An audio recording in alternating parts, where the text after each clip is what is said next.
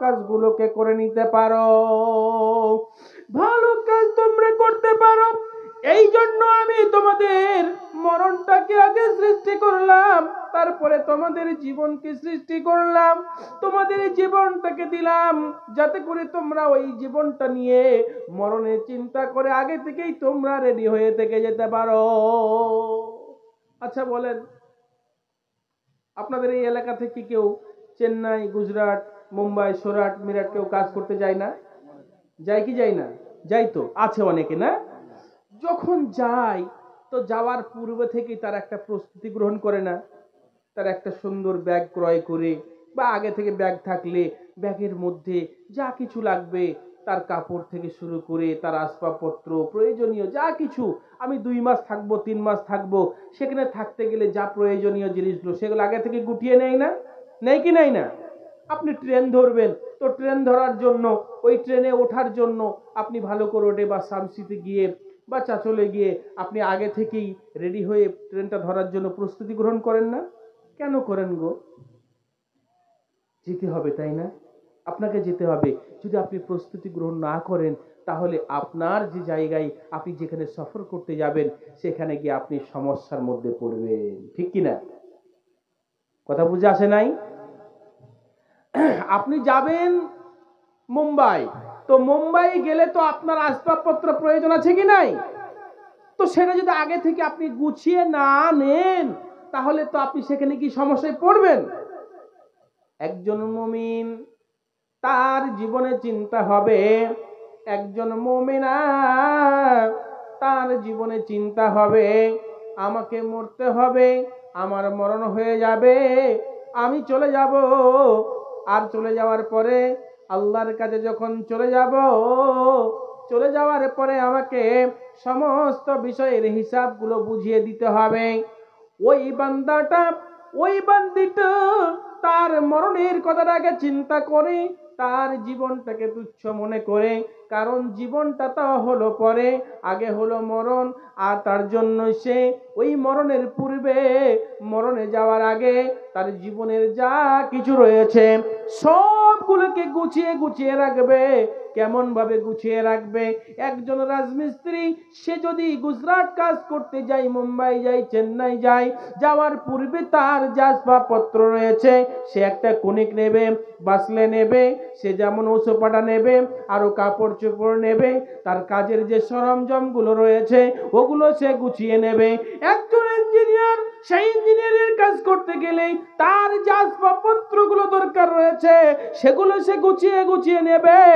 একজন ডাক্তার যদি কোথাও ডাক্তারি করতে যায়, তার যে আসবাবপত্রগুলো রয়েছে সেগুলো সে গুছিয়ে গুছিয়ে নেবে। একজন মুমিন, একজন মুমিনা যখন সে সফর করে ইহকাল ত্যাগ করে পরকালে যাবে, তার জন্য সে আসবাবপত্রগুলো গুছিয়ে নেবে। তার আসবাবপত্র কি? মিথ্যা কথা ছাড়বে, এটা একটা আসবাবপত্র। নামাজ পড়বে, সালাত পড়বে, সিয়াম পালন করবে, নারী বেপর্দায় চলবে না, স্বামীর কথাই চলবে, স্বামীকে ভালোবাসবে, স্বামীকে শ্রদ্ধা করবে, স্বামীর যত্ন নেবে। একজন পুরুষ, সে কি করবে? সে তার বাড়িটাকে সুন্দর করে পরিপাটি করে ইসলামী থিওরিতে চালাবে, তার সন্তানকে সালাত পড়াবে, তার মেয়েকে সালাত পড়াবে, সে নিজে সালাত পড়বে, হারাম ত্যাগ করবে, সুদ খাবে না, ঘুষ খাবে না, দাগাবাজি করবে না, গুন্ডামি করবে না, সান্নামি করবে না, মানুষের সঙ্গে ভদ্রতা আচরণ করবে, কোরআনের শ্রদ্ধা করবে, কোরআনের খিদমত করবে, হাদিসের খিদমত করবে, মাদ্রাসার খিদমত করবে, মসজিদের খিদমত করবে, আলেমদেরকে ভালোবাসবে, উত্তম চরিত্র গঠন করবে। সেই লোকটা উত্তম চরিত্র গঠন করবে, নবী মুহাম্মদ সাল্লাল্লাহু আলাইহি সাল্লামের আদর্শ জীবনে ধারণ করবে। এই সমস্ত আসবাবপত্রগুলো নিয়ে তার জীবনটাকে সাজিয়ে গুছিয়ে সে নিজেকে তৈরি করে নিয়ে পরিপাটি করে মরণের জন্য প্রস্তুতি গ্রহণ করে থাকবে। মালাকুল মাউত যখন চলে আসবে, মালাকুল মাউত যখন ডাক দিয়ে দেবে, ওই সময় যেন আমার কোনো আসবাবপত্র ছুটে না যায়। কথা বুঝতে পেরেছেন না পারেন নাই? যে একজন মুমিন, একজন মুমিনা বান্দা, সে এইভাবে তৈরি হবে, আমার মরণ আসলে যেন আমার কোনো জিনিস নিতে ছুটে না যায়। আপনি মুম্বাই যাবেন, গুজরাট যাবেন, হয়তো একটা ট্রেন মিস হবে, আপনি ফিরে এসে আবার আসবাবটা নিয়ে যেতে পারবেন। হয়তো 2 ঘন্টা 4 ঘন্টা লেট হয়ে যাবে যেতে, বা একদিন লেট হবে, আপনি পরে আবার সামানটা গুছিয়ে নিতে পারবেন। কিন্তু বলেন, যদি একবার মরণ হয়ে যায়, আর ফিরে আসতে পারবেন? হুম? আসবে গো? ফিরে আসা যাবে? লাউলা আখারতানি ইলা আজালিন করিব। যখন কোন মানুষের নিকটে তার নির্দিষ্ট সময় মরণ যখন পৌঁছে যায়, ওই সময় তাকে আর এক মুহূর্তের জন্য ছাড় দেওয়া হবে না। অথচ সেই লোকটা বলবে, আমাকে একটু অবকাশ দেওয়া হোক। কেন? লাউলা আখারতানি ইলা আজালিন করিব ফাসাদদাকা ওয়া কুম মিনাস সালিহিন। আল্লাহ, আমাকে একটু ছাড় দেওয়া হোক, অবকাশ দেওয়া হোক, আমাকে একটু ফিরিয়ে দেওয়া হোক, দুনিয়ার মধ্যে আমাকে আর একবার পাঠানো হোক। আমি তো অনেক কিছু ছেড়ে দিয়েছি, অনেক কিছু ভুল করে ফেলেছি, অন্যায় হয়ে গেছে, অবিচার হয়ে গেছে, জুলুম করেছি, অত্যাচার করেছি, সাদকা করে নাই, দান করে নাই। ওই যে মাদ্রাসা, মহিলা মাদ্রাসার জন্য কত কথা বলেছিল, দান করার জন্য বলেছিল, মাদ্রাসার খিদমতের বলেছিল, মসজিদের খিদমতের কথা বলেছিল, একটা কথাও শুনে নাই। আল্লাহ, একটু আমাকে আর একবারে ছেড়ে দাও, ফাসাদদাকা ওয়া কুম মিনাস সালিহিন। আমি সাদকা করে আসবো, দান করব, খায়রাত করব, ভালো মানুষদের, সালেহ মানুষদের সঙ্গী হয়ে যাব। কিন্তু আমার আল্লাহ বলবেন, لولا أخرتني إلى أجل قريب فأصدق وأكن من الصالحين ولن يؤخر الله نفسا إذا جاء أجلها والله خبير بما تعملون। না না, যার নির্দিষ্ট সময় তার কাছে পৌঁছে যাবে, ওকে আর এক মুহূর্তের জন্য ছাড় দেওয়া হবে না। দুনিয়ার বুকে আবার তুমি গিয়ে কি করবে, সে বিষয়ে আমার আল্লাহ সব কিছু জানে। আসসালামু আলাইকুম। বলছি, ডেলিগেটের মাংস, অনেক মাংস বেঁচে গেছে, এক জগ মাংস 300 টাকা করা হয়েছে। এক জগ মাংস 300 টাকা করা হয়েছে।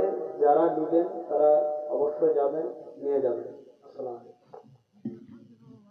জি ভাই, আপনার এলান শুনলেন। মাদ্রাসা যাতে লস না হয় সেদিকে লক্ষ্য রাখবেন। ওটাও হাদিয়া অবশ্যই আপনারা দেবেন। ঘড়ির টাইম কই, কটাই? একটা ঘড়ি রাখেন এদিকে। জি, ঠিক আছে। আচ্ছা, সম্মানিত সুধী, তো যে কথা বলছিলাম, যে মরণ যখন আপনার আমার কাছে চলে আসবে, তারপরে আর কিন্তু কোনো অবকাশ থাকবে আর থাকবে না। আপনি যতই বলেন যে ফিরে যাব আল্লাহ, আর একটিবার আমাকে দুনিয়াতে পাঠানো হোক, আর একটিবার দুনিয়াতে যাই, গিয়ে আমি দান করব, খায়রাত করব, আল্লাহ ভালো কাজ করব, নামাজ পড়ব, 5 ওয়াক্ত সালাত পড়ব। নারীরা বলবে, আল্লাহ দুনিয়াতে বেপরদা হয়ে চলেছিলাম, স্বামীর কথা শুনিনি, কোরআনের খিদমত করতে পারিনি, কোরআনের পক্ষে থাকিনি, আল্লাহ আমাকে একটু সুযোগ দেওয়া হোক। মেয়েদের চাদর কালেকশন 10,200। একটু সুযোগ দেওয়া হোক, তাহলে অবশ্যই অবশ্যই আমি কি দুনিয়াতে সাদকা ওয়া কুম মিনাস সালিহিন, সাদকা করব, দান করব, ভালো মানুষদের সঙ্গে হয়ে যাব। কিন্তু আমার আল্লাহ বলবেন, ওয়ালা ইউআখিরুল্লাহু নাফসান ইযা জা আজালুহা আল্লাহু খাবীরুম বিমা তা'মালুন। না না, যার নির্দিষ্ট সময় তার কাছে পৌঁছে যাবে, ওকে আর এক মুহূর্তের জন্য ছাড় দেওয়া হবে না। এটা হচ্ছে একটাই মাত্র চান্স, বাই চান্স বলে কোনো কথা নেই, একটাই চান্স, একটাই চান্স, কোন রকমের আর দ্বিতীয় কোনো চান্স হবে না। আজকে আপনি মাধ্যমিক পরীক্ষা দিলেন, ফেল করে গেছেন, আগামী বছর দিতে পারবেন না? পারবেন না? আবার ফেল করেছেন, আবার দিতে পারবেন কি পারবেন না? আপনি কয়েকবার দেওয়ার চেষ্টা করলে আপনি চেষ্টা করে পাস করতে পারেন, কিন্তু একবার যদি আপনার মরণ হয়ে যায়, দ্বিতীয়বার আর কোনো সুযোগ না। এই জন্য বুদ্ধিমান মানুষ যারা, ইমানদার মানুষ যারা, তারা কি করবে?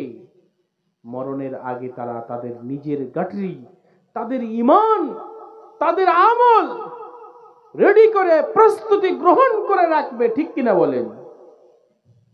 এই জন্য আল্লাহ রব্বুল বলছেন, কাইফা তাকফুরুনা বিল্লাহি ওয়া কুনতুম আমওয়াতা ফাআহইয়াকুম সুম্মা ইউমীতুকুম সুম্মা ইউহয়ীকুম সুম্মা ইলাইহি তুরজাউন।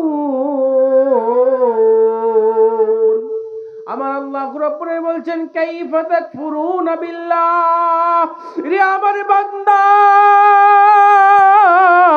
রে আমার বান্দি, শোনো, তোমরা কেমন করে আমাকে কুফরি করো, কেমন করে আমাকে অস্বীকার করো, অথচ তোমরা ছিলে মৃত, ঠিক কিনা বলেন?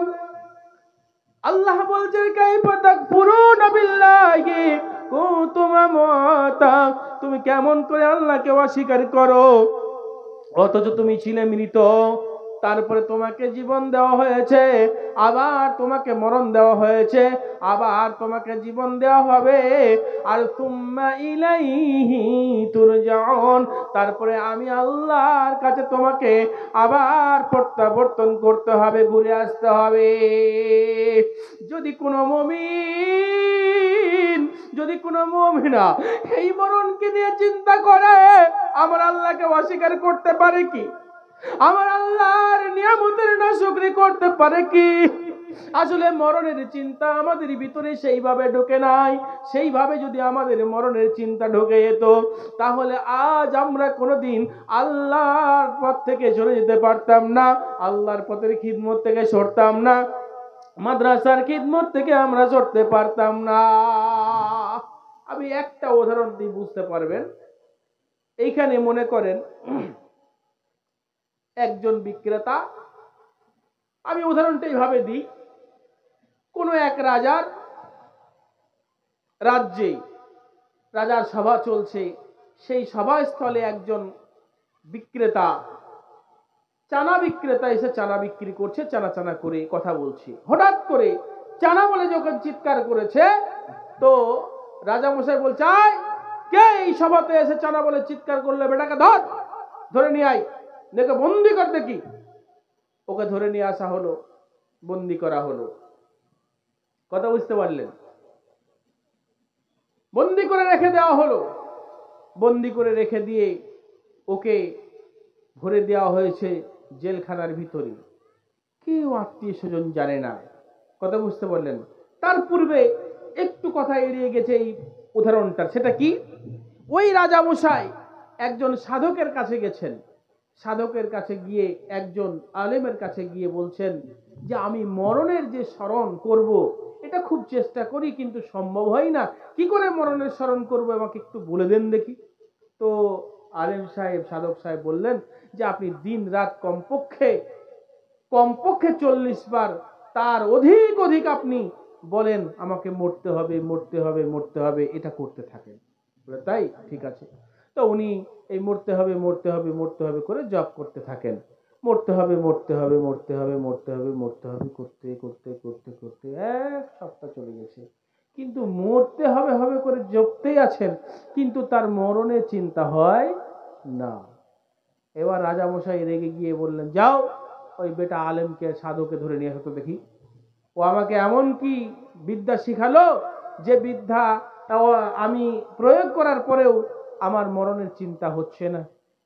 তখন ওই আলেমকে, সাধককে ধরে নিয়ে আসা হলো, ধরে নিয়ে এসে বন্দি করা হলো।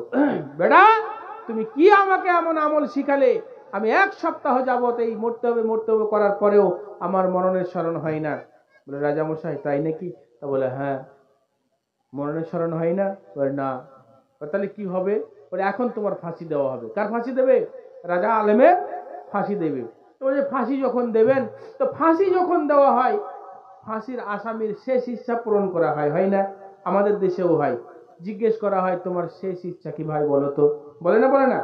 আচ্ছা, শেষ ইচ্ছা পূরণ করার জন্য এবার আলেম সাহেবকে বলছেন ভাই আপনার শেষ ইচ্ছা কি একটু বলেন।